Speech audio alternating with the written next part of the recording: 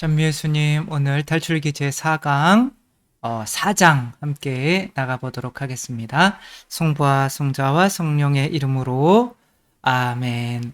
오늘 제4강 4장의 줄거리가 아니라 제목은 피의 신랑. 누가 이런 말 했는지 아셔요? 바로 모세의 아내가 이제 기껏 이집트로 이스라엘 백성을 구해라 라고 불 속에서 불붙은 떨기나무 속에서 파견을 하셨는데 가는데 아니 왜 또 죽이려고 그래요? 천사를 보내서 죽이려고 하는 거예요. 그럴 때 이거 그 죽음에서 피하는 방법을 어떻게 알았는지 이제 아들의 그 모세의 아내가 아들의 그 이제 할례를 해서 그 포경이라고 하죠. 그죠? 그 표피를 또 모세의 그 이제 다리 이제 성기죠. 이제 거기에다가 이렇게 대니까 살았다. 이게 뭔 소리예요, 도대체? 그래서 이게 도대체 뭔 소린가? 가라고 그랬는데 죽이려고 하고 그래서 이렇게 할례를 베풀었더니 이제 잘라서 할례를 베풀었더니 그리고 또 그 할례를 베푼 것을 가지고 또 모세의 할례와 또 연결이 되는 거죠. 그렇게 했더니 또 모세가 살아나더라. 그림에서 잘은 안 보이지만 모세 머리에 이렇게 뿔이 이렇게 나 있죠. 빛이 나가는 거죠. 그 빛이랑 뿔이랑 그러니까 모세의 얼굴에서 빛이 났다. 그 빛이랑 뿔이랑 거의 발음이 같아요. 히브리어로는. 그래서 이제 뿔이 난 거로도 표현을 하고 빛이 이렇게 나는 거로도 표현을 하는 그림에서 이제 보면은 저렇게 뿔 두 개처럼 달린 게 있다. 달린 게 아니라 달린 사람이 있다. 그러면 모세구나 이렇게 생각하시면 되는 거죠. 일단은 한번 보도록 하겠습니다. 예수님께서 안 나와요. 구약에는 예수님은 안 나오죠. 그러나 지금 모세가 이제 예수님의 상징인 거죠. 그래서 이제 불 속에서 이제 가서 이제 네 백성들 구해와. 내 백성들 구해와. 그래가지고 가는데 근데 그 제가 뭔 힘이 있다고 제가 구해올 수 있겠습니까? 그러니까 임금이 뭐 가서 뭘 해라 그러면은 마패라도 줘야 암행어사 출도요라도 할 거 아니에요, 그죠? 그러니까 어떤 힘을 주지 않고 파견하는 경우는 없는 거죠. 그러니까 3장이 파견하는 거죠. 이제 가서 뭐 소명을 주는 거죠. 그렇다면 4장은 그 소명을 위한 힘을 주는 거죠. 그래서 그게 이제 뭐로 상징되느냐면 지팡이로 상징돼요. 그래서 그들이 제가 당신께서 저를 보내셨다는 것을 어떻게 믿게 할 수가 있겠습니까? 이렇게 했더니 그거는 이제 네 지팡이 있잖아, 지팡이. 다시 지팡이에 내가 모든 힘을 넣어줄게. 일단 지팡이 던져봐. 그리고 던졌어요. 그랬더니 그러니 다시 이제 지팡이를 잡아. 그러면은 어딜 잡아야 돼요? 보통 이게 지팡이가 뱀으로 변한 거죠? 그러면 머리를 잡아야 되나요? 꼬리를 잡아야 되나요? 보통은 뱀의 꼬리를 잡는다는 거는 이제 죽고 싶다는 뜻인 거죠, 그렇죠? 뱀이 이렇게 머리를 들고 이제 팔을 콱 물겠죠, 그렇죠? 그래서 보통 뱀을 잡을 때는 머리를 잡아야 되는데 꼬리를 잡으래요. 어쨌거나 꼬리를 잡았더니 다시 지팡이가 됐어요. 자, 이거 가서 보여줘. 라고 해는 그럼 다 믿을 거야? 그러니까, 이런 대로, 오케이. 그럼 파라오가 믿겠네요. 그래가서, 지팡이를 저는 처음 읽을 때, 그럼 던져서 다시 이거를 잡을 줄 알았는데 그런 건 안 나와요. 하란 대로 안 해. 신기하죠? 신기하진 않지만, 그 다음에 두 번째 표징은, 이제 그렇게 해도, 너희 말을 이제 믿지 않거든. 자, 이제 손을 한번 이렇게 몸속으로 한번 넣어봐. 그랬더니 이렇게 다시 꺼냈더니 나병이 걸렸어요. 그래서 나병이네. 그러니까 뭐 나병이라고 하지만 그때는 뭐 이렇게 병에 대한 병명이 언어가 굉장히 세분화되어 있지는 않은 때이기 때문에 그냥 피부병인 거예요. 그냥 피부병이면 뭐 나병으로 이제 하는 거죠. 근데 아무튼 그런 나병이 걸렸는데 그럼 나병은 이제 이게 썩어간다는 거죠. 질서를 잃어간다는 거잖아요. 그렇죠? 창조가 허물어져 간다는 거잖아요. 그럼 다시 넣어봐. 그리고 딱 넣고 다시 꺼내봐. 그래 꺼냈더니 오 마이 갓 이게 다시 원래 상태로 된 거예요. 다시 창조. 예수님께서 태생소경을 침으로 해가지고 눈을 이렇게 만들어주잖아요. 그런 것처럼 어떤 창조의 힘이 생기는 거예요. 그래서 그러면 파라오한테 가서 이거 좀 보여줘야지, 사람들한테 가서 보여줘야지, 쑥싹 이런 마술은 누구나 할 수 있죠, 그렇죠? 마술사들은 그래가지고 가가지고 이렇게 했다면 아마 손 잘렸을 수도 있을 것 같아요, 그렇죠? 안 해요. 그러니까 이게 무슨 소리예요, 도대체? 그러니까 이 지팡이가 성령인데 성령으로 이루어지는 무엇인가를 의미하는 거죠. 이것을 보여주면 그것 때문에 사람들이 믿게 될 거다라고 하는 거지. 이거를 고지고대로 생각하면은 왜 그렇게 하라고 그랬는데 안 하지? 뭐 이런 게 생기는 게 되는 거죠. 그 다음에 이제 마지막 보여줄 게 있는데, 마지막에는 나일강에서 물을 떠가지고 땅에다가 뿌리면은 그 물이 피가 될 거예요. 그러는 거예요. 자, 이런 기적은 한 적이 있을까요? 없을까요? 없어요. 영원히 안 나와요. 그러면 도대체 뭐예요, 이게? 뭐라는 거야, 이게? 이게 그 나일강 물이 다 피로 변한 적은 있어요. 그죠? 이렇게 지팡이를 이제 넣었더니 이제 나일강 물이 피로 변해. 근데 이제 그런 거는 재앙을 한 적은 있는데, 그 물을 떠가지고 땅에다 뿌렸더니 피로 변한 적은 없어요. 황당하죠, 그렇죠? 이걸 어떻게 우리가 해석을 해야 되겠냐고요? 자, 이거 이제 3개 보여줘서 이제 안 믿으면 끝이야 이렇게 말씀을 하셔요. 그랬더니 이제 어떤 이야기가 나오냐면, 근데 그거는 알겠는데, 저한테 이제 이런 파워를 주는 건 알겠는데, 저는 말을 못해요. 말만 잘하는구만, 그죠? 저는 말을 못하거든요. 저는 그러니까 안 되겠어요. 그래서 짜증나잖아요, 하느님도. 그래가지고 저 같으면 멱살을 잡고 싶은데, 모세에게 주님께서 모세에게 화를 내시며 하느님도 열받. 뭐 이런 걸 뭐 고지고대로 들으면 안 되겠죠, 그렇죠? 그래서 아무튼 그래서 레위인인 너의 형 아론이 있지 않냐. 그러니까 아론을 지정을 해주세요. 그러니까 아론이 너의 예언자가 될 것이고 너는 그의 입에다가 너의 말을 넣어주는 하느님이 될 거야. 이렇게 얘기를 해요. 이건 또 도대체 무슨 소리예요? 네가 하느님이 되고 이제 아론은 뭐가 될 거다? 이제 너의 이제 예언자. 그러니까 아론은 사실은 예언자가 아니라 모여야 맞는 거예요. 사제, 레위 지파의 사제잖아요, 그렇죠? 근데 여기서는 예언자로 나와요. 이거 도대체 뭔 소리를 하고 싶은 건지. 그래가지고 이제 이집트로 돌아가요. 그러면서 이트로는 뭐 아주 그 좀 특별한 재능을 가진 그런 사람이란 뜻이 있어요. 그 말에. 그러니까 이트로, 그러니까 장인이죠, 그렇죠? 전에는 이제 뭐라고 나왔어요? 르우엘로 나왔죠. 나중에 호밥이라고도 이제 같은 뭐 사람인데 이제 이름이 계속 바뀌는 거죠. 왜 그러냐면 요 사본들이 달라서 그런 거예요. 그런데 그런 거는 신경 쓰지 말고, 왜냐하면 편집이 이렇게 됐다면 그 편집을 하게 만든 그 분도 성령님이기 때문에 그 성령님께서 여기에서 그것이 어떤 의미로 쓰이는지 우리가 알아내면 되는 거지, 굳이 그걸 해석하지 못하기 때문에 편집이 그렇게 됐기 때문에 이런 거야, 그리고 끝나버리면 여기에서의 깊은 의미를 깨달을 수가 없게 되는 거죠. 근데 여기서 특이한 거는 가서 내가 너한테 준 모든 어떤 이 기적의 힘과 그 다음에 아론을 통해서 너에게 해준 모든 말은 뭐야? 3일 동안 나가서 예배하게 하라, 이런 거죠, 그렇죠? 그러니까 이것들을 다 전해.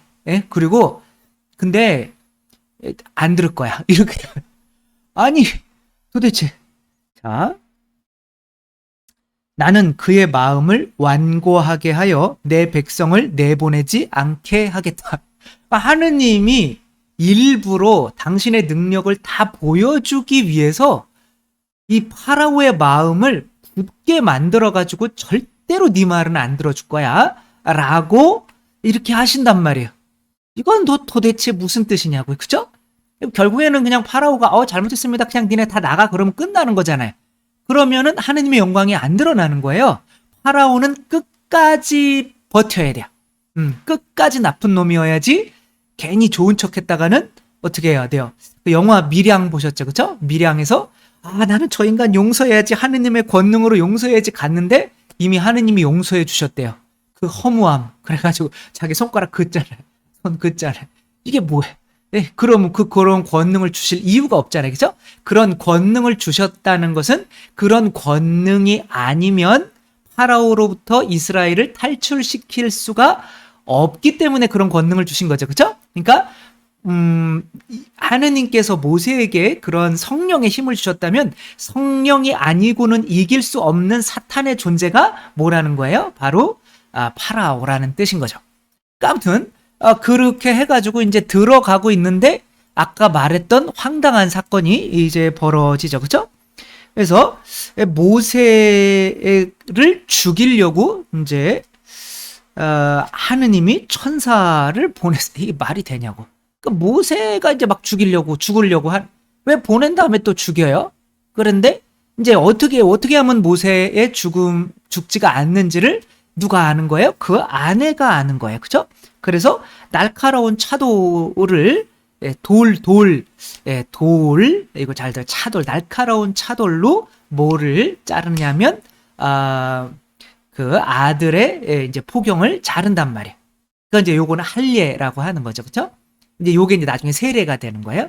그러니까 그렇게 자로서 이제 할례가 발이라고 하는, 그래서 발이라고 하는 게 남자의 성기도 의미하는 거예요. 그래서 할례, 발의 표피를 잘랐다. 그리고 모세의 발에 갖다 댔다. 그럼 모세의 성기에 갖다 댄 거예요. 그러니까 모세도 왠지 이 아들 때문에 이 표피가 잘라지는 그런 피를 흘리는 일이 있어야 되고, 또 그것을 헛되게 하지 않으려면 그 표피가 잘라진 것으로 인해서 또 누구의 아들의 표피를 잘라야만 하는 거예요. 그 중간에 그 누가 중요한 거예요? 엄마가 중요한 거죠. 그러면 그 모세의 아내가 나에게 당신은 피의 신랑입니다. 그러면서 이렇게 피의 신랑이면서 이렇게 한단 말이에요. 도대체 이것은 무슨 뜻인가? 그리고 이제 안으로 들어가가지고 어떠한 일이 일어나냐면 이제 이들에게 이제 우리 나갑시다라고 했더니 이제 그 사람들이 어떤 일이 일어나냐면 그들이 고난을 살펴보셨다는 하느님의 말을 듣고는 무릎을 꿇고 하느님을 경배하였다. 이렇게 끝나요.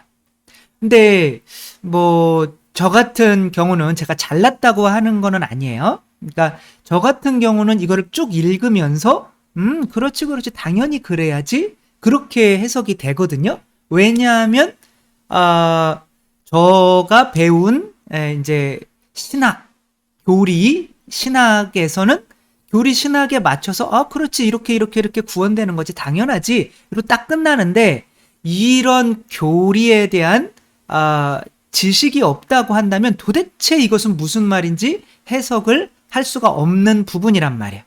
그래서 일단은 이 신학을 교리를 먼저 한번 봐야 되는 거죠.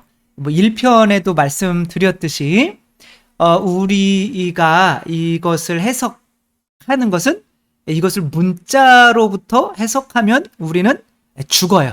문자는 사람을 죽이고 성령은 사람을 살리는 거예요. 그러니까 성령이 뭐예요? 진리죠. 그렇죠? 우리 안에 진리가 들어와서 바오로 사도가 눈에서 비늘이 이렇게 떨어졌을 때 탈출기를 제대로 해석하게 되잖아요. 홍해를 건너는 걸 세례로 해석하게 되고 바위를 그리스도로 해석하게 되고, 그러니까 그런 식으로 눈이 뜨여져야 이게 보이는 거지. 유태인들이 아무리 이거를 외워도 우리는 유태인들이 되려고 배우는 게 아니잖아요. 그죠? 그러니까 문자로 성경을 해석하려고 하는 거는 어리석은 짓이에요.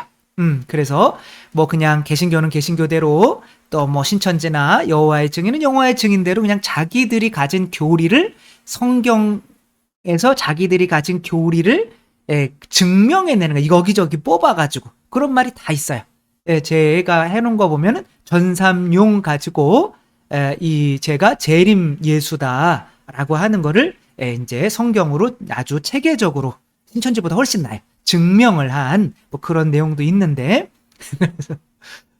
아무튼 뭐 그냥 귀에 걸면 귀걸이, 코에 걸면 코걸인 거야. 그러니까 우리는 모의 지식을 바탕으로, 교리의 지식을 바탕으로 이것을 봐야지. 그래서 성경이라고 하는 거는 우리가 가진 가톨릭의 교리를, 그거를 성전이라고 해. 거룩한 진리, 전에 내려오는 성령으로 받은 거룩한 진리를, 성전을, 성경을 통해서 어떻게 하는 거예요? 사람들에게 가르치는 게 바로 성경이지. 성경 자체 내에서 진리를 뽑아내려고 한다면 이제 각자 나름대로 가진 지식 가지고 이것을 해석하기 때문에 개신교처럼 수백 개, 수천 개의 분파로 나뉠 수밖에, 왜냐하면 각자 다른 해석이 나올 수밖에 없기 때문에 그런 거죠.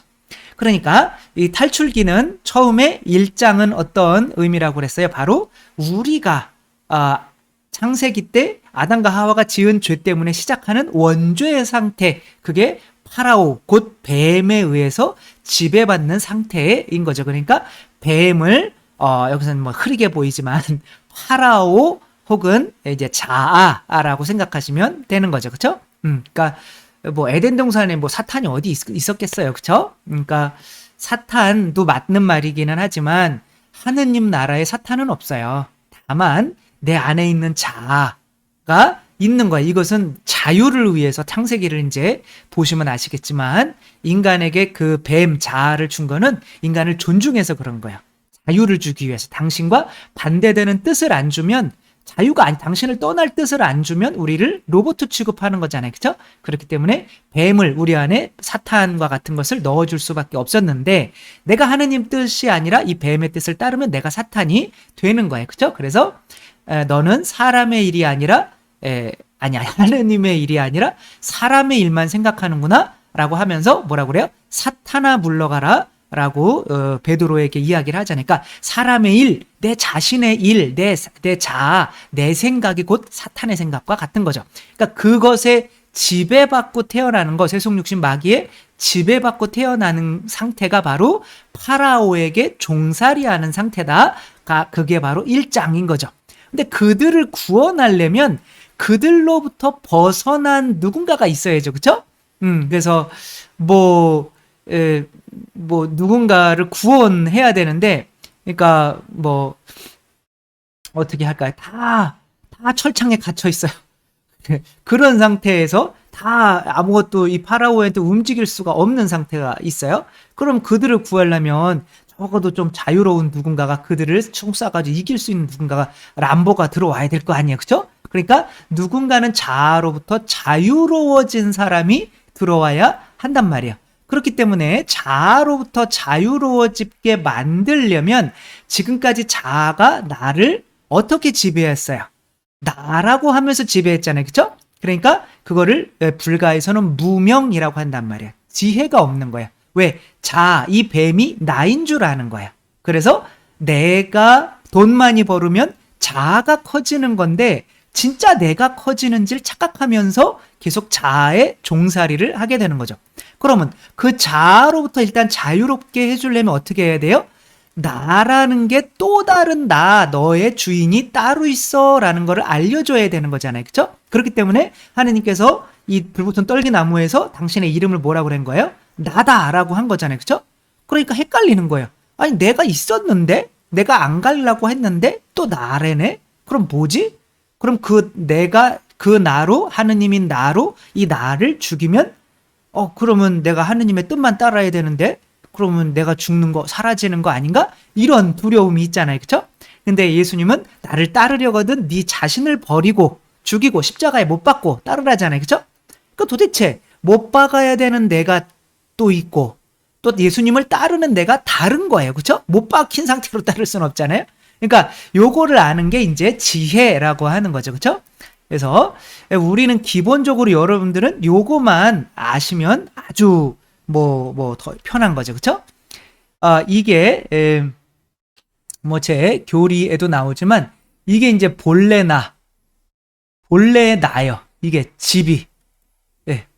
그리고 이 집의 문을 열어줄 수 있는 그 선택권은 누구가 있냐면 바로 본래 나에게 있는 거예요.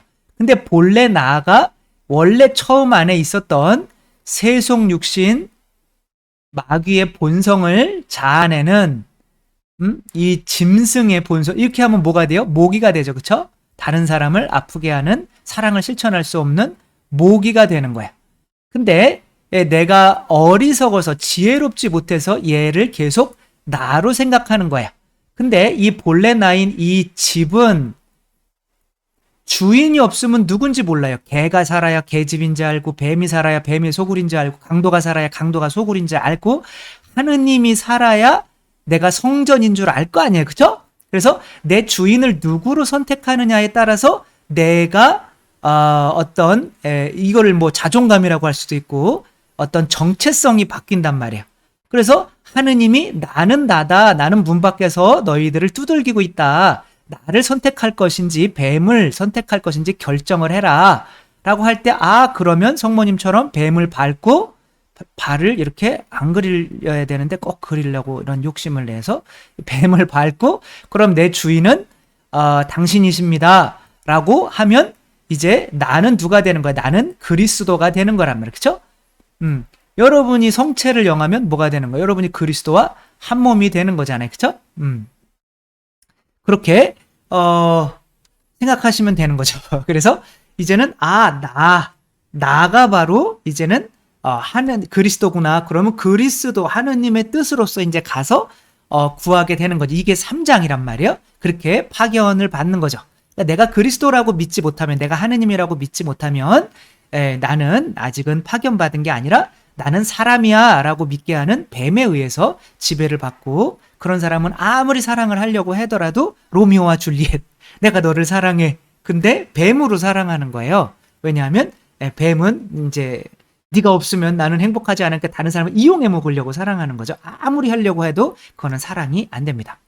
따라서 성경은, 근데 그리스도께서 내 안에 들어오시려면 내가 그리스도가 하느님이 이제 그리스도가 양식이잖아요. 그렇죠? 하느님이 나라고 해서 내 안에 들어오시려면 그리스도 그 양식으로 믿는 거잖아요. 내가 부모님을 어떻게 믿을까? 그러면 젖주는, 그렇죠? 그 까치 한 마리 키워줬는데 그 까치가 그 호주에서 개를 엄마로 알잖아요. 그렇죠? 왜냐면 개가 젖이 나와요. 또 개도. 그래서 까치가 개 젖을 먹고 자기 울 때 깍깍 울어야 되는데 뭐라고 우냐면은 이제 멍멍하고 울어요. 까치가. 한번 유튜브 봐보세요. 그렇게 되는, 젖 주고, 생명을 주고, 그 양식을 주는 게 내 엄마란 말이야. 그럼 하느님도 살과 피를 내어줘야 되기 때문에, 그러니까, 예수님은 어떻게 해야 되는 거예요? 피를 흘려야 되는 거야.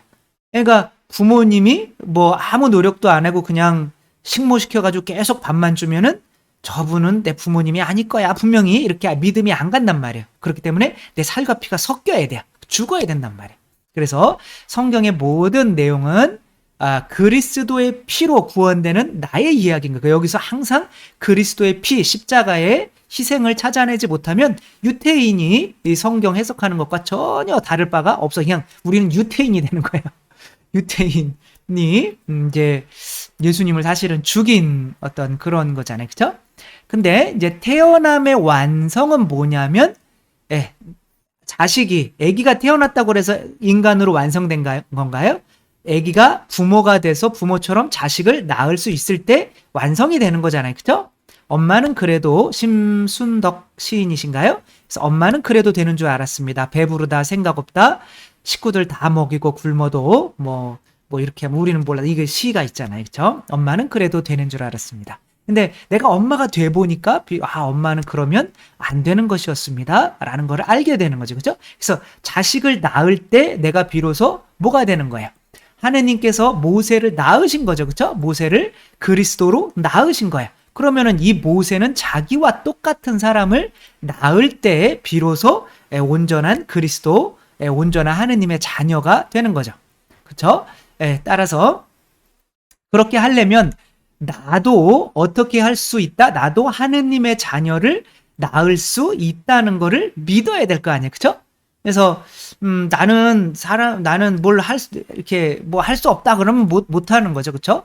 근데 여기서 나는 이제 그 믿음이라는 거, 예수님이 우리 안으로 들어오셔서 내가 너야라고 할 때 그 믿음이라고 하는 거는 내가 한 걸 너도 다 할 수 있어라고 하는 거거든요. 그래서 그래, 내가 사람을 넘어서서 나도 그리스도구나. 하느님은 물 위를 걸을 수 있지 사람은 못 걸어도, 그러니까 나도 물 위를 걸을 수 있어 라고 물 위로 뛰어내릴 수 있는 이 믿음이 있을 때, 그래서 그 믿음을 이제 3장에서 준 거란 말이야. 너는 할 수 있어. 왜? 네가 나니까.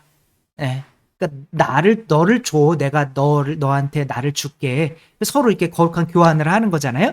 그러니까 내 인성을 당신께 봉헌하고 신성을 내 안에 오니까 내가 하느님처럼, 뭐 개는 개를 낳고 소는 소를 낳고 사람은 사람을 낳고 하느님은 하느님을 낳는 거잖아요. 그렇죠? 내가 하느님이라는 믿음이 없으면 하느님의 자녀를 낳을 수는 없는 거죠. 그렇죠? 그런 믿음으로 이제 파견을 하시는 거란 말이에요.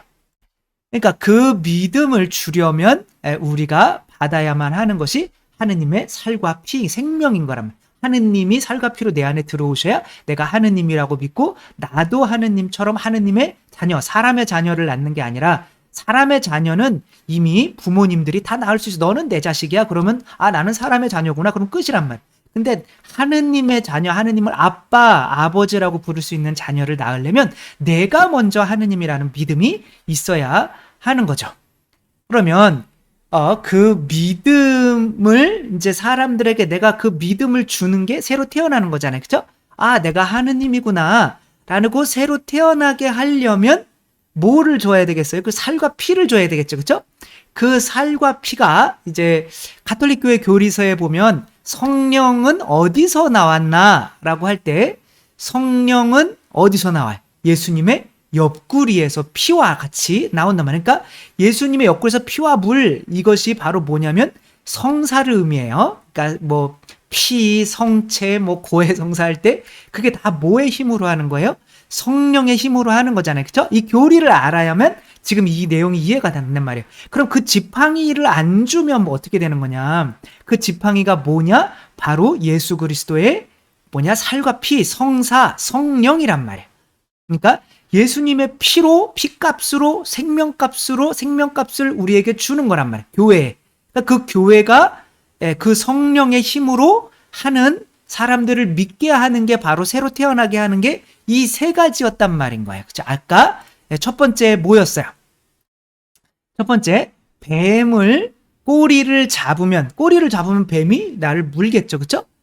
근데 뱀을 이제 에덴 동산에서 어떻게 했어야 됐을까요? 에덴 동산에서 뱀이랑 하와가 대화할 때, 뱀은 네 말은 옳고, 그래서 그게 이제 뱀에 물리는 거거든요. 내가 이제 뱀이라고 하는 건 이제 자아의 상징이잖아요. 이게 창세기를 보시면 뱀은 자아의 상징인 거야. 내 자아의 상징인 거야. 그래서 누구나가 내 자아에 또 혹은 사탄에 물리는 거야. 그러면 뭘 짓는 거예요? 죄라는 거를 짓게 되는 거야. 그러니까 광야에 나가서도 이스라엘 백성은 불뱀에게 물린단 말이에요. 그렇죠? 근데 뱀을 장대에 달아놓은 것 때문에 다시 치유가 일어나는 거죠. 그건 잠시 뒤에 이야기를 하고, 일단은 뱀을 쥘 수가 있게 됐다는 것은 뱀이 이제는 내가 뱀에게 뱀 없으면 어떡하지? 내 자아 없으면 어떡하지? 내가 돈 좋아하는 마음, 이거 없으면 내가 굶어 죽지 않을까? 내가 어떤 성적인 이 쾌락, 이런 마음이 없어지면 내가 성적으로 즐기려고 하는데 그렇게 하면 내가 세상에서 재미가 없어지지 않을까? 혹은 내가 아무튼 그런 거죠. 그죠? 다른 사람을 막 판단하고 교만하고 내가 힘세고 이기고 이런 게 없으면은 내가 다른 사람들한테 멸시받고 고통받으면서 과연 행복할 수 있을까? 나는 자아를 절대 못 놔. 나는 나를 놓을 수가 없어. 라고 할 때 어떻게 되는 거예요? 너는 이 홍해가 파라오가 네 주인 아니고 뭐가 주인이다? 그리스도 하느님이 너희 주인이다. 나다. 그러면 더 행복해. 라고 하는 그것을, 그 결단을 내리는 순간을 뭐라고 그래요? 바로 세례인 거죠. 그렇죠? 그러니까 우리가 성령을 통해서 교회가 그 지팡이로 교회 안에서 이루는 것은 첫 번째로 뭐냐면 내 자아. 너 자아 섬기지 마. 자아 그냥 지팡이에 불과해. 네가 이길 수 있어. 그러니까 자아 섬기지 말고 하느님 뜻 따라. 라고 그 결단을 물론 그렇다고 바로 되는 건 아니지만 그 결단을 내리게 하는 그 순간이 바로 세례인 거란 말이에요. 그래서 마르코복음에 이런 이렇게 손으로 뱀을 집어들고 독을 마셔도 아무런 해를 입지 않을 것이며 이런 것처럼 이 사람도 지금 사람이 아니라 모세죠, 그렇죠? 뱀의 꼬리를 잡는데 뱀 지금 막 도망가가 살려주세요. 그러니까 우리가 지금 파라오한테 자아한테 지금 임금처럼 순종하면서 돈 벌어와 그러면 아유 돈 없으면 난 죽겠네. 너 저 쾌락 즐겨. 저 아줌마랑 바람 안 피면 너는 재미가 없을 거야. 꼭 그냥 얘를 대해도 그 많은 것 중에 이런 거를 하는 저의 정신 상태를 용서해 주시기 바랍니다. 아무튼 그렇게 하는 거죠. 다 뭐 그런 거죠. 예. 그래서 쟤를 이겨야 돼. 그렇지 않으면 넌 행복할 수 없어. 꼭 등수에서 막 2등을 이겨. 아무튼 뭐 이런 거로 그러니까 사람들이 볼 때는 야 아니 뱀 나 자아를 안 따르고 하느님을 따른단 말이야. 그거 자체가 이미 표징이란 말이에요. 그렇죠? 사람들이 이태석 신부님이 내 자아가 요구하는 것을 안 따르고 하느님이 요구하는 것을 따르는 이 모습을 보면서 왠지 신기해 한단 말이에요. 어떻게 저게 가능하지? 라고 한단 말이에요. 그거 자체가 표징이 된단 말이에요. 세례 때 나로 사는 것이 아니라 그리스도, 내가 죽고 이제는 그리스도로 사는 것입니다. 그거 자체가 표징이 너희에게 표징이 될 거다라고 하는 거예요. 그러면 밖으로 나오면은 이제 우리가 새로 태어날 때 성령으로 이제 새로 태어나는데 그게 칠성사잖아요. 그죠? 근데 그 칠성사 중에 특별히 이제 새로 태어나는 성사가 3개예요. 그게 뭐냐면 세례, 견진, 성체예요. 근데 견진은 뭐와 같냐면 고해성사와 같아요. 그러니까 아기가 그래 나는 이제 하는 그리스도처럼 살 수 있어. 나는 자아를 버리고 그리스도처럼 살 수 있어. 라고 하지만 이제 두 발로 아기가 이렇게 일어서야지 그러는데 또 자빠지죠. 그렇죠? 그렇지만 또 일어서야지. 그럼 그때마다 뭐 해야 되는 거예요? 죄 지을 때마다, 뱀에 물릴 때마다 고해성사를 해야 되는 거잖아요. 그렇죠?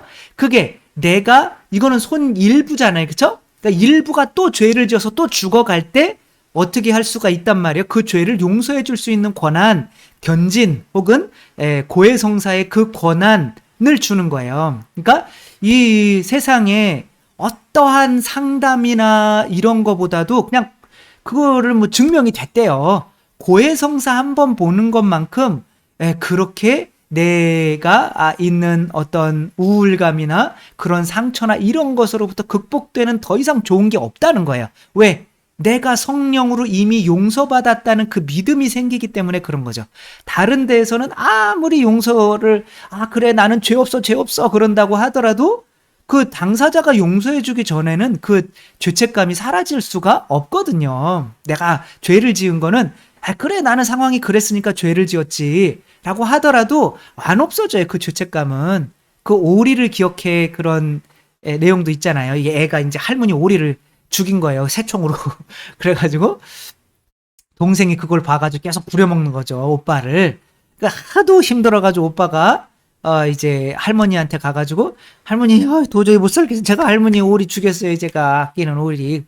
난 다 알아. 내가 보고 있었지. 괜찮아. 네가 네 동생한테 얼마나 시달리는지 한번 보려고 그랬어.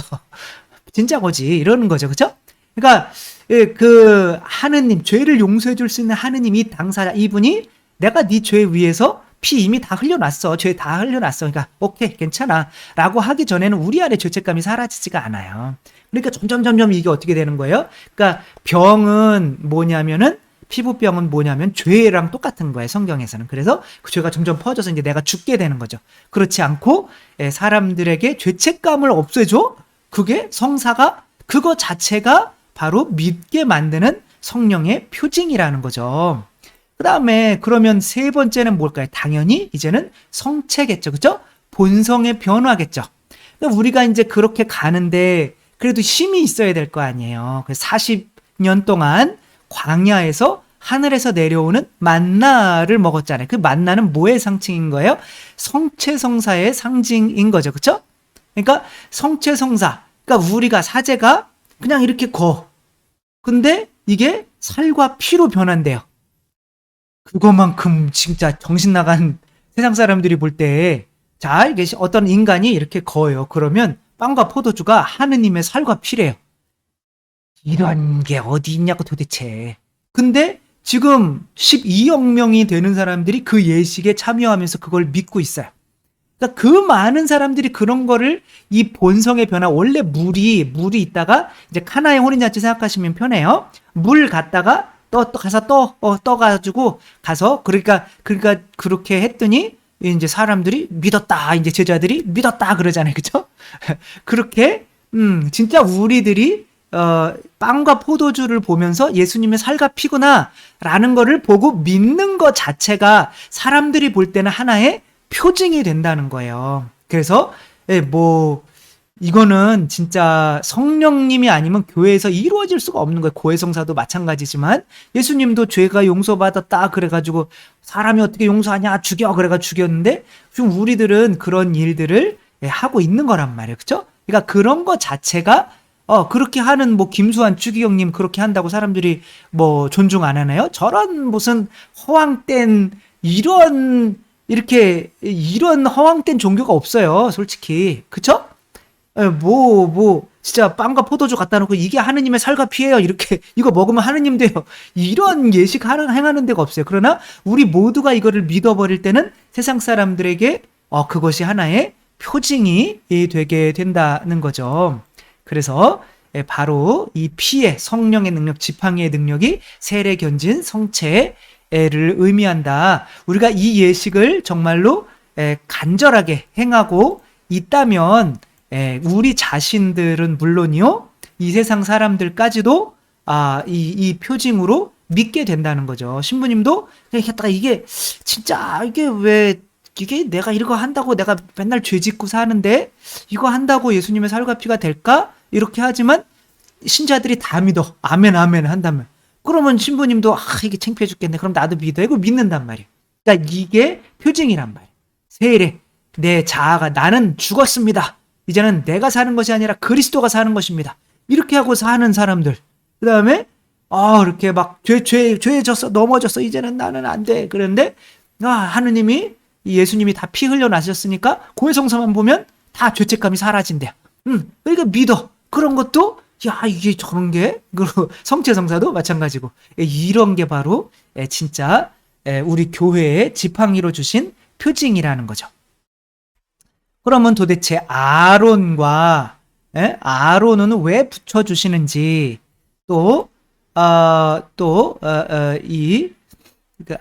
모세의 그 자매님이 아까부터 계속 이름이 생각이 안 나가지고 이름을 잊어먹는 아주 사실 머리가 안 좋은 거죠. 이름은 준비를 덜 한 거죠, 솔직히. 그래서 이름이 지금 찾으면 시간이 오래 걸리잖아요, 그쵸? 꼭 그러면은 꼭 찾으면 안 나와요, 그쵸? 아니 왜 이렇게 맨날 생각나다가 생각이 안 나냐고. 그렇죠. 여기서 짜증내면 안 되고. 아무튼 이 자매님은 어떻게 왜 또 여기에서 모세가 이게 도대체 무슨 의미인가? 그러니까 이런 것이 이루어지는데 그런 과정에서 우리에게 힘을 주는 거는 아이들이 정말 이제 변화가 되려면 어떻게 늑대한테 키워졌다. 그럼 난 늑대다라는 믿음이 가지고 있어요. 그러면은 일단은 너는 인간이야 라고 얘네 부모님이 음식을 막 줘야 될 거 아니에요. 그쵸? 그러니까 그걸 뭐라고 그러는 거야? 그 밥을 주는 거를 성사라고 하는 거잖아요. 그쵸? 성사잖아요. 그러니까 미사가 뭐로 돼 있어요? 말씀의 전례와 성찬의 전례로 되어 있는 거죠. 그쵸? 지금 성사를 집행하는 게 모세의 아내란 말이에요. 그러니까 그리스도의 신부는 뭐예요? 교회인 거란 말이에요. 지금 모세가 어떠한 역할을 해러 나가는지를 보여주는 거예요. 그러니까 모세는 하나의 파견자로서 바로 그리스도께서 파견하신, 그리스도를 의미하기도 하지만 그리스도께서 파견하신 교회, 이 세상에서 저들을 구해라 라고 파견한 이 교회를 의미한단 말이에요. 그 교회가 그리스도의 입이 되어주는 거고 그리스도는 바로 그 교회의 하느님이 되시는 거란 말이에요. 근데 신랑 신부란 말이에요. 왜? 머리와 몸이기 때문에 그런 거죠. 이거에 대한 자세한 내용은 제가 이제 구원의 원리 한 거에 이렇게 다 나오니까 교회는 곧 뭐다? 그리스도의 신부이다라는 거야. 그러니까 파견받는데 신부로서 파견받는 거야. 왜? 뭐 하는 거냐? 자식을 낳는 거니까. 그러니까 협조자가 되는 거죠. 협조자가 어떠한 역할을 하는 거냐면 이제 일단은 내가 하느님이구나 라고 믿으려면 하느님이 내 안에 들어오셔야 되잖아요. 그러니까 성체를 영해야 되는 거잖아요. 그 성사를 집행하는 일을 해야 되고, 또한 그럼 그리스도는 어떻게 사셨는지 보여줘야 되잖아요. 계속 앉아만 있으면서 밥만 먹이면 애는 두 발로 걸을 수가 없어요. 왜? 배우는 게 없으니까 두 발로 걷는 걸 봐야 되거든요. 그걸 가르쳐 주는 거를 예언자직이라고 하는 거잖아요. 그죠? 그러니까 말씀의 전례, 성찬의 전례, 그죠? 그런 것처럼 성찬의 전례를 그냥 칠성사라고 생각하시면 되는 거예요. 세례, 할례부터 시작해가지고. 자, 그러니까 일단은 뭐가 나와요? 모세 대신 어떠한 역할을 해야 되는 사람이 나와야 되는 거예요? 바로 말씀의 전례, 모세 대신 알려주는, 가르침을 주는 말씀의 전례에 이런 역할을 하는 사람이 협조자로 있어야 되는 거예요. 그쵸? 아내로, 남자끼리인데 어떻게, 그냥 아내로 역할만 보시면 되는 거죠. 그쵸? 있어야 된단 말이에요. 그 다음에는 뭐가 있어야 되는 거냐면, 어차피 신랑은 뭐 해야 되는 거예요? 죽어야 되는 거예요. 그쵸? 신랑이, 지금, 밖에 나가서, 돈을 벌어와야, 그쵸? 애기가 밥을 먹어도 그 안에 사랑이 담겨 있어야 되는 건데, 사랑은 피란 말이에요. 근데 남편이 밖에 나가서 돈을 벌어와가지고, 그거는 생명이에요. 내가 옛날에는 생명을 걸지 않으면 짐승을 잡을 수가 없었거든요. 그러니까 목숨 걸고 짐승 잡아온 것을 누구에게 주는 거예요? 아내에게 주는 거예요. 그러면 또 남편은 다시 뭐하러 나가는 거예요? 짐승 잡으러 나가야 돼요. 그럼 아내는 그것을 가지고 어떻게 해야 되는 거예요? 알려줘야 되는 거예요. 네 아빠가 바로 얼마 잠깐 왔다가 짐승 한 마리 놓고 간 저 양반이란다. 그러니까 너도 크면 저 양반처럼 될 수 있다라는 믿음이 생겨야 어떻게 되는 거예요? 아빠처럼 어른으로 성장을 할 수가 있게 되는 거예요. 이게 새로 태어나는 거예요. 그리스도께서 우리에게 어떻게 되는 거예요? 생명, 살과 피를 주신단 말이에요. 살과 피를 주시는데 죽으셔야 되잖아요. 그러니까 우리 앞에 나타날 수가 없는 거예요.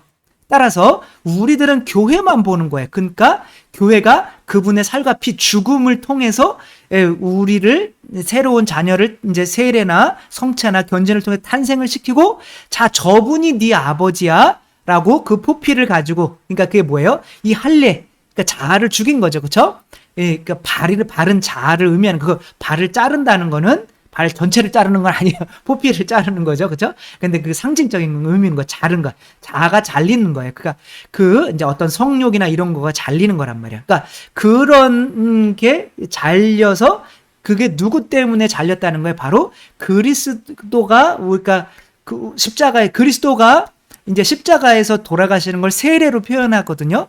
내가 받을 세례가 따로 있다. 이것은 바로 그분의 할례를 의미하는 거거든요. 그분이 자아가 잘려지는 거예요. 그래서 내 뜻이 아니라 당신의 뜻대로 하소서라고 하며, 그리스도의 뜻, 그게 자아잖아요. 그렇죠? 아버지의 뜻과 반대되는 그것을 십자가에 매달은 거예요. 그 피로 우리가 어떻게 되는 거예요? 세례와 이 세례를 받는 거예요. 우리 자아가 벗겨지는 거죠. 그렇죠? 사무라이가 되려고 하는 그런 아이, 그 예화도 있잖아요. 그러니까 엄마가 기둥에 들어가서 피를 계속 흘리니까 어떻게 돼요? 아이가 사무라이 교육받다가 힘들어서 도망가려고 하더라도 그 엄마 피 때문에 어떻게 되는 거예요? 내 자아가 죽는 거죠. 그래, 내가 도망가면 엄마의 죽음이 헛되게 되는 거니까 내가 다시 한번 해야지. 그러면 내 자아를 죽이는 거잖아요. 그렇죠? 그러니까 그리스도의 피를 죽여야 되는데, 그 어차피 죽음 때문에 그것을 전달해야 될 그 부인, 자꾸 마누라도 없으면서 자꾸 그냥 그 부인이 신부가 있어야 되는 거란 말이에요. 그러니까 그 신부가 바로 교회. 모세는 그리스도, 이 자매님은 교회.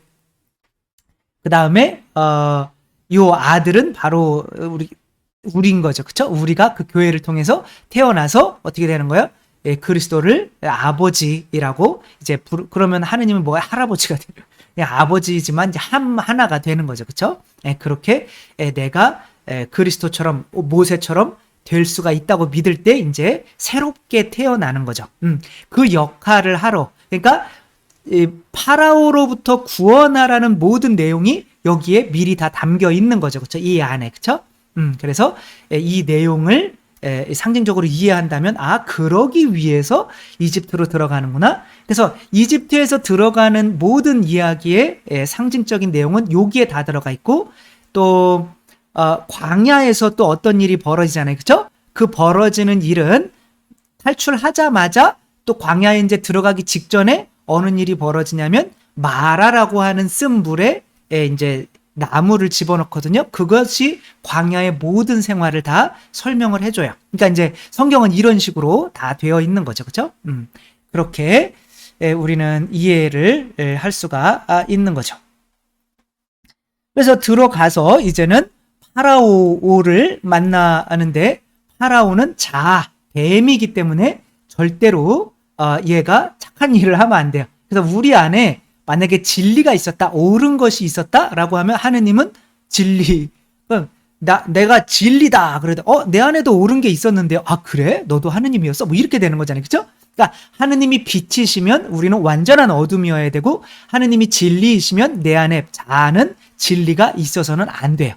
그렇기 때문에 내 안에 있는 이 자아는 하느님과 완전히 반대되는 어떠한 이런 거기 때문에 이제 그렇게 하느님께서 만드셨다라고 이제 표현이 되는 거예요. 그래서 그렇지 않으면 그래서 막 지팡이로 막 이렇게 하려고 그랬는데 오케이 가세요. 그러면 하느님이 지팡이 준 의미가 없잖아요. 그렇죠? 그렇게까지 많은 힘을 줄 의미가 없잖아요. 뭐 책을 넘기는데 그냥 요거 두 손가락으로 하면은 이렇게 넘어가요. 그런데 막 엄청난 힘을 주신 거예요. 이렇게. 그러면 하느님이 바보가 되는 거잖아요. 필요한 만큼 줘야 되는데 그런 성령이라고 하는 당신의 온전한 그 힘을 주셨다면 그 파라오는 그 온전한 하느님의 힘 아니면 절대로 무너질 수가 없는 대상이어야 한다는 거. 그래서 우리 힘으로는, 인간의 힘으로는 절대 이길 수 없는 게 자아이고 사탄일 수밖에 없다는 게 이제 드러나야 되는 거죠. 그렇죠? 그렇게 이제 파라오에게 가야 이제 그리스도 하느님이라는 그리스도 자라는 그 뱀 자가 그리스도라는 이 주인 나라는 거예요. 그렇죠? 뱀은 나 주인이라고 생각하시면 되는 거예요.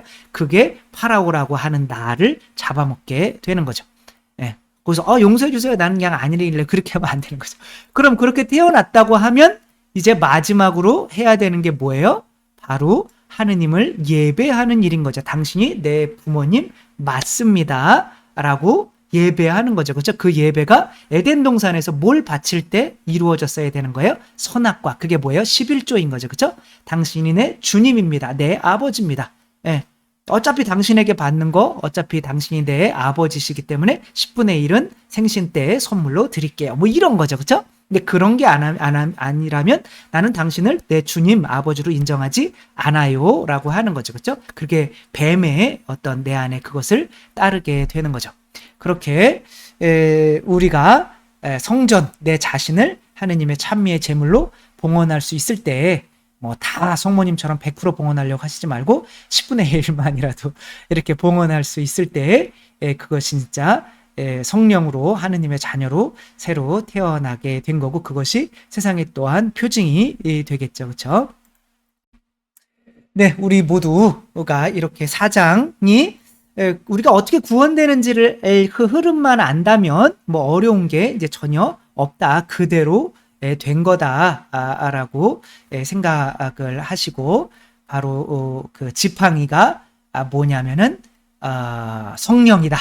그 성령으로 뭐예요? 세속 육신 마귀 아니 그 성령으로 세례 견진 성체 성사를 베풀 수 있는 성령으로 칠성사를 베풀 수 있는 이 힘 칠성사를 베푸는 거 열심히 베푸는 것 자체가 우리 자신과 세상 사람들에게 하나의 표징이 된다. 나도 그러면 세례를 받고 죄 받아볼까? 그러니까 어떤 저희 뭐 낙태 검정 많이 한 그분도 아래층에 사는 분이 그래서 이제 내일 모레 이제 돌아가시려고 하고 이제 3년 동안 침대에서 일어나지도 못하시고 있는 분이 밑에서 우리 성당에 오셔 세례 받고 그 고해성사 세례 받으시면은 하느님이 그동안 하루에 60명씩 애를 뗐대니까 그 박정희 대통령 뗐대. 그러니까 뭐 그런 죄책감을 하느님을 안 믿었어도 이제 양심이 있으니까 이제 자기가 이제 막 그렇게 되는 거죠. 근데 그래요? 그러니까 나와서 제가 이제 세례를 드렸는데 그때 두 발로 이제 3년 동안 못 일어나셨는데 두 발로 걸어서 나오죠. 세례를 받으셨어요. 이제 지금 뭐 아직도 이제 살아 계시는지는 잘 모르겠지만 연세가 그때 굉장히 많으셨었는데 아무튼 그런 것들이 표징 우리가 모든 죄가 용서받고 이게 지금 우리가 평상시에 하고 있는 게 표징이란 말이에요. 세상 사람들에게 우리가 이것을 부끄러움 없이 행할 수 있고 우리가 믿을 수 있을 때 점점 더 세상 사람들은 그것을 더 믿게 되는데 성체성사 뭐 테레비 보고 그냥 미사해도 되는 거 아니에요? 뭐 이런 식이 된다면 고해성사 뭐 굳이 뭐 세례 뭐 굳이 받아야 되나 내가 뭐 이렇게 그냥 성당만 나가면 되지 이렇게 된다면 이제 성령의 힘을 그리고 세상 사람들에게 표징을 보일 수가 없겠죠. 그렇게 또 함으로써 그 지팡이가 또 힘이 뭐냐면 또 어떠한 의미가 있는 거냐면 또 말씀의 전례 그 아론처럼 이렇게 가르침 그다음에 또 그 교회에서 성사 말씀의 전례 성찬의 전례 그런 의미가 있는 거다. 그거를 통해서 미사를 통해서 사람들이 이제 하느님을 모두가 감사와 그거로 찬미할 수 있을 때 이게 와 세상 사람 이렇게 살기 힘든데 어떻게 저렇게 힘든 상황에서도 하느님을 찬미하지? 막 기석 신부님 돌아가시면서도 내가 진짜 정말 감사한 인생 살았네요. 뭐 이렇게 할 때 세상 사람들은 깜짝깜짝 놀라는 거죠. 그럴 때 이제 믿게 되는 거죠. 그래서 그게 바로 우리의 구원이고 또 그게 바로 성령의 힘이라는 거 또 생각하며 우리들이 정말 성령으로 당연히 해야 되는 일만 당연히 할 수 있어도 세상 사람들은 정말 우리 교회로 엄청나게 몰려들 수 있다는 거 또 생각하며 또 그런 교회가 다시 될 수 있도록 또 함께 주님께 청했으면 좋겠습니다. 주님께서 여러분과 함께 전능하신 천주 성부와 성자와 성령께서는 여기 모인 모든 이에게 축복을 내리시어 길이 머물게 하소서. 주님과 함께 가서 복음을 전합시다. 하느님 감사합니다. 성부와 성자와 성령의 이름으로 아멘. 감사합니다. 사랑합니다.